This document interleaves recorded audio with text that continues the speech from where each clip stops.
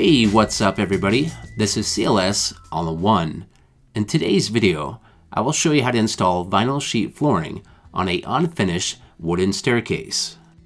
So here is what my interior staircase looked like before installing the vinyl. And here is the end product. I now have vinyl flooring on my stairs that matches my existing flooring on the main level. So to start off with, I have just a very basic wooden staircase with 5/8 of an inch plywood covering the stair rises and tread runs, with no nosing present on the front edge of the tread runs, just square edges.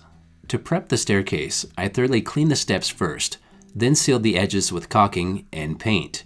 Now if your steps are in poor condition, you may also need a thin layer of plywood underlayment installed first on top of the tread runs. That way the vinyl has a nice smooth surface to adhere to. With my staircase, everything is in good condition, so it's now ready for the vinyl. So the first step is measuring the width and depth of the tread runs.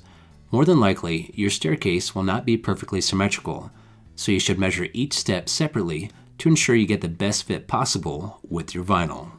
You should also measure each step in multiple locations to ensure there's no variances from one side to the other.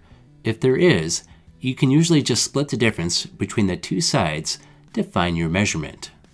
Now it's time to start making some cuts.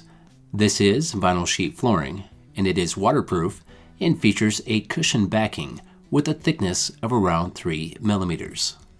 To make the cuts, you will need a straight edge, a utility knife, and a smooth, even surface to cut on. So right here, I'm using a basic square with a longer straight edge to trim the edges so it's nice and square. And this vinyl does have a pattern, so I will need to ensure my cuts are square with the pattern as well. After squaring at least two sides that meet at a 90-degree corner, I then measure over to the width of my steps and make a mark at the top and bottom. Then make another cut using my straight edge and knife. And with these cuts on the sides, you'll want to take your time and make sure the cuts are nice and straight, because they will be visible. Now I need to measure and mark the depth of the tread run and make a mark on both sides, then make my cut. Again, taking my time because I want nice and straight cuts. And here's a look at the vinyl for the first step.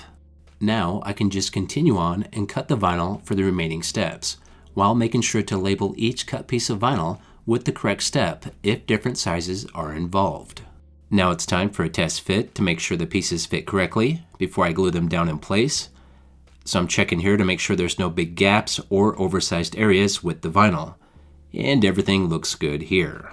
To glue the vinyl down in place, I'm using a pressure-sensitive adhesive that is compatible with my vinyl flooring.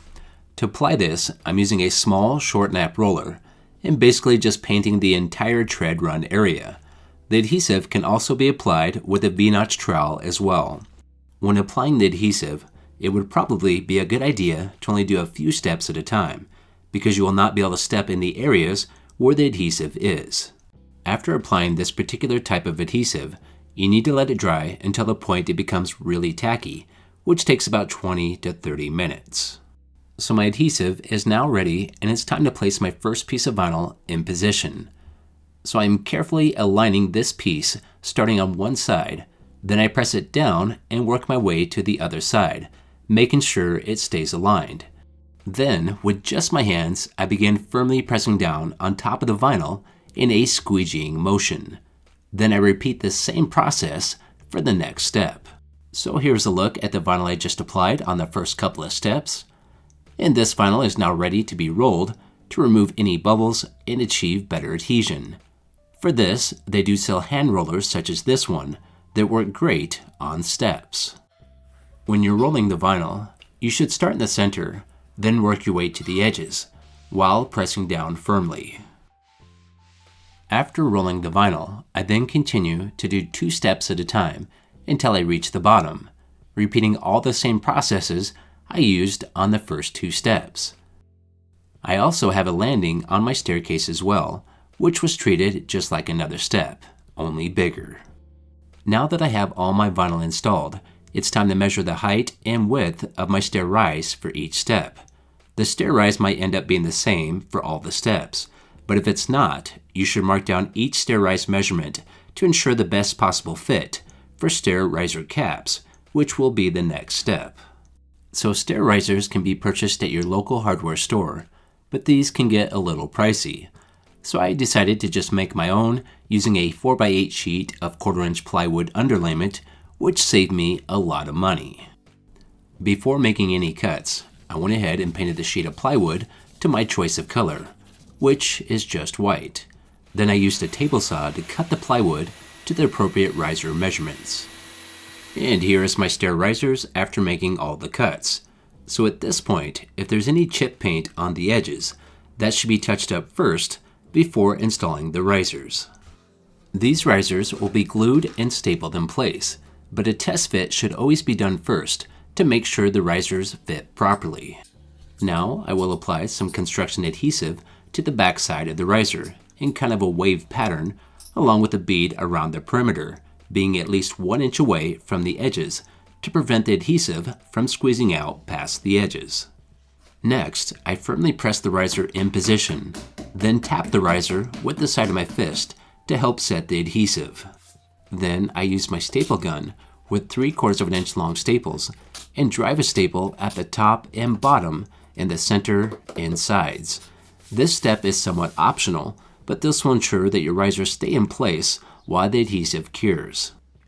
After securing the risers, I can then go ahead and touch up the paint where the staples are located. And now it's time for the stair edging.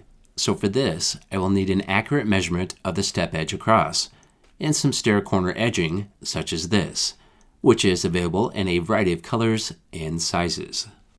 Now I just need to measure and mark the edging, then use a pair of shears to make the cuts. And depending on how well your shears work, you may need a metal file to help clean up the edges of the cut. Now this next step is optional, but if you want the stair edging not to make any sort of noise, such as creaking sounds when stepping on it, it'd be a good idea to install some thin foam tape to the back side of the edging where it comes in contact with the riser. This will provide a small cushion and eliminate any weird sounds. So this piece of edging is now ready to install, and the side with the nail holes should be facing up. The edging secures with small included nails at every nail hole location, which is spaced at around 8 inches apart. So I'm just about done at this point now. I just need to finish installing the stair edging. Now let's check out a couple comparisons of before and after. So here's the end product. And here's another before example. And after. And now it's time for me to go. If you liked this video, if you could, hit that like button and please subscribe. And have yourself a great day, and I'll see you next time.